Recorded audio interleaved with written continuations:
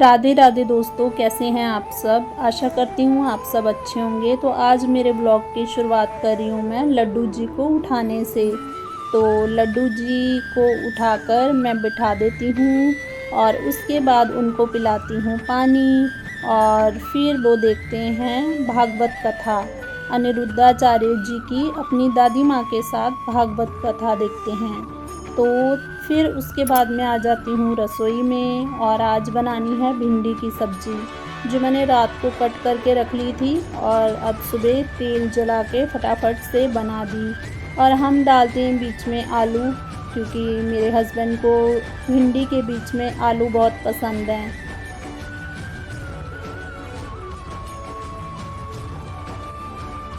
क्या आपने भी कभी आलू वाली भिंडी खाई है? अगर आप भी ऐसे बनाते हो तो बताइएगा। और उसके बाद मैं लड्डू जी का स्नान श्रृंगार वगैरह करती हूँ, पूजा करती हूँ। थोड़ा सा टाइम लग जाता है, इसलिए सब्ज़ी वगैरह पहले बना लेती हूँ। कितने प्यारे लग रहे हैं हमारे लड्डू जी, राधे राधे। और उनके सिंहासन की भी आज मैंने बेडशीट चेंज कर दी है, रेड कलर जो उस दिन लेके आई थी वो बिछा दी है। और लड्डू जी का श्रृंगार हो चुका है। और कैसे लग रहे हैं लड्डू जी, आप ज़रूर बताइएगा। देखिए हमारे कान्हा जी कितने सुंदर लग रहे हैं, कितने प्यारे लग रहे हैं रेड रेड ड्रेस में। इसके बाद मैंने घर के कुछ काम कर लिए, जैसे मशीन में कपड़े वगैरह डाल लिए ताकि धुल जाएंगे। और उसके बाद मैंने लड्डू गोपाल जी की जो ड्रेसें धोई थी उनको एक साथ ही प्रेस करके रख दूँगी और फिर आसानी हो जाती है। और उसके बाद आ गई थी सिद्रा, सिद्रा भी साथ में ही पड़ रही थी और मैंने लड्डू जी की पोशाक को प्रेस करके रख दिया। एक डिब्बे में रख देती हूँ, फिर इधर उधर नहीं तो फिर से बिगड़ जाती हैं, फिर से रिंकल्स आ जाते हैं। तो ऐसे एक डिब्बा लगाया हुआ है मैंने, उसमें सारी पोशाक को प्रेस करके रख देती हूँ और फिर आसानी रहती है मुझे। और सर्दी वगैरह की आजकल के मौसम की मैंने एक जगह पे रखी हुई हैं, ऐसे ही बॉक्स में सर्दी की भी। और थोड़ी सी जो फैंसी हैं वो भी ऐसे ही बॉक्स में रखी हुई हैं। तो अलग अलग बॉक्स लगाए हुए हैं मैंने, क्योंकि एक बॉक्स में तो आएंगी भी नहीं। और वैसे भी फिर जो चाहिए जो नहीं चाहिए उनको थोड़ा अलग रख दो तभी सही रहता है। साथ में सिद्रा पंजाबी में पहाड़ा याद कर रही है। दो दूनी चार, दो तिया, कहाँ है दो, जो तूने लिखा है बोलिए दो। हाँ ये दो, आगे तीन लिखा है उसको तिया बोलना है। दो तिया छः, दो चौके आठ, दो पाँच 10, दो छीके 12, दो साते 14, दो आठे 16, दो नाए 18, दो 20। फिर बोल।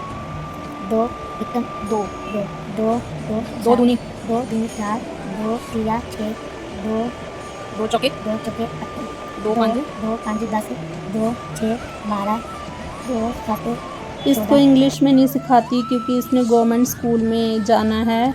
और उसके बाद कपड़े धुल चुके थे, मैंने डाल दिए हैं सूखने और उसके बाद डाल दी हैं चद्दरें वगैरह। जब सब कपड़े सूख चुके हैं तो फिर मैंने उनको कर लिया अलग अलग, जो प्रेस करने वाले थे और जो तय करने वाले थे। प्रेस करने वालों कपड़ों को पहले ऐसे सेट करके रख लेती हूँ ताकि उस टाइम प्रेस करते करते बहुत ज़्यादा टाइम ना लगे।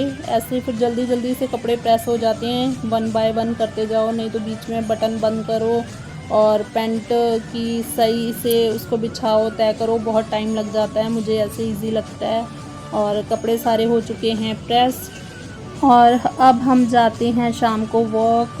जो हमारे मोहल्ले में 2-3 फ्रेंड्स हैं, भाभियाँ हैं, तो वो सब जाते हैं, तो उनके साथ आजकल मैं भी वॉक पे जाने लग गई हूँ। काफ़ी अच्छा लगता है शाम के समय थोड़ा बाहर निकलो। तो सारा दिन तो अंदर बैठे रहना होता है गर्मियों में।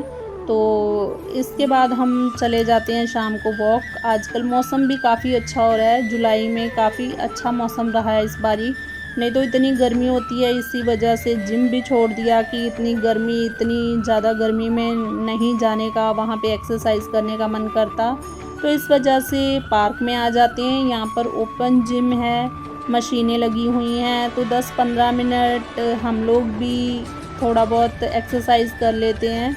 और काफ़ी सारे बच्चे वगैरह खेल रहे होते हैं यहाँ पे, इतने में ही थोड़ा सा फ्रेश हो जाता है मूड भी, और वैसे भी अच्छा लगता है थोड़ा निकल के बाहर ना, माइंड फ्रेश हो जाता है। तो मैं आज फ़ोन ले आई हूँ साथ में, वैसे फ़ोन नहीं लेके आती क्योंकि संभालना मुश्किल हो जाता है फिर यहाँ पे आके एक्सरसाइज करते टाइम इधर उधर फिर लगता रहता है फ़ोन भी साथ में, और निकाल के पॉकेट से बाहर उसको नहीं रख सकते हैं, इस वजह से नहीं लेकर आती हूँ।